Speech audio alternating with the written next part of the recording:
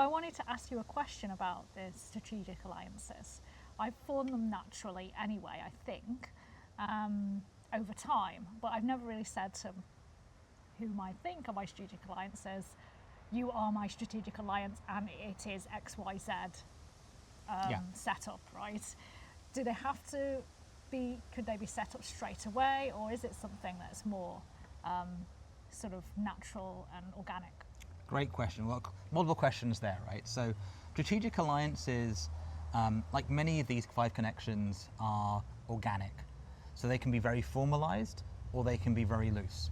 But it comes down to a couple of things. And what makes strategic alliances unique, and what makes them stand apart, is they have a commitment to long-term success, are focused on shared visions and goals, and a synergy building on these complementary strengths. So if you unpack a couple of those things, if you haven't got that long-term commitment from both sides, it might not be a strategic alliance. You might go, we're great working together, going to keep doing that, but they're going on holiday, they're gone. So Sure. that commitment to be, I want to work with you on this on a long-term basis needs to be there. Now that can be a handshake, it can be a conversation, or it could be a formal contract, but there needs to be something around that long-term commitment. Then we have this focus on shared vision and goals. Do they know what your goals are, short, medium, long term? Do you know what their goals are, short, medium, long term? And have you sort of aligned about it? Now again, often when it isn't so formulaic and so planned, people sort of think there's this alignment, but there might not be. One person might want to build a giant empire. Somebody else wants to go down to the coast and fish every day.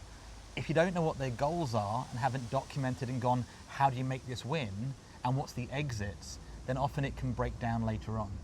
So I think it can work to start loose, but as it builds up, it does benefit, especially in the more business setting, to formalize them. We look at the bigger strategic alliances out in the marketplace, people announce them and go, we have formed a strategic alliance. Especially when you start sharing more intellectual property, you start sharing business resources. One of the great examples was Channel Tunnel. They sort of came together to build this thing. Is that a joint venture or strategic alliance? We'll answer that next time in some ways. But it wasn't sort of they made it by chance, right? They went, we're doing this. Sure. Yeah, so they actually made more of a formal commitment than, you know, oh, I might introduce you to some people every now and again. Yeah, and I know you love the music world, right? So Yeah. those bands you love, they didn't just happen to sort of keep improving in the club every night. They went, we're going to form a band. So that forming of a band is the sort of start of forming a strategic alliance. The coming together to riff, to play some music on a one night, that's more of a joint venture. But when you go, we are a band and we're going to go do a world tour, you can't really do that without some level of agreements. Now those agreements might be quite handshaky. It might be, hey, we'll just work together and share it equally, or it might be a giant 1,000-page contract. But there's still that commitment to long term, the clarity on who you want to go, and the synergy of how they can collaborate together to make win-win-wins. Really interesting. Yeah, I think it's something that I've kind of formed naturally up until now, but now we'll probably sort of go to those people and start to form more sort of tighter connections with that, rather than it being like too loose again. Yeah, and that's how it really goes. You can't sort of start on day one and go, here's my cunning plan, You are sign my up. strategic alliance and they're like, partner. so who are you, right? Very few people meet somebody on day one and go, you're my wife, you're my husband, we're going on a marathon together. They're like, sorry, who are you? At the coffee shop, right?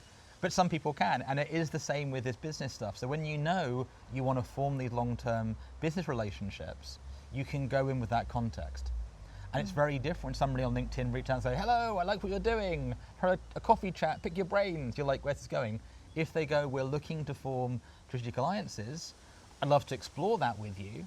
There still might be a 3, 6, 9, 12-month process of getting to know them, building rapport, doing things together, seeing what works, Testing. but you have that context. That's really interesting. I will go on and forge those next, I think. Great.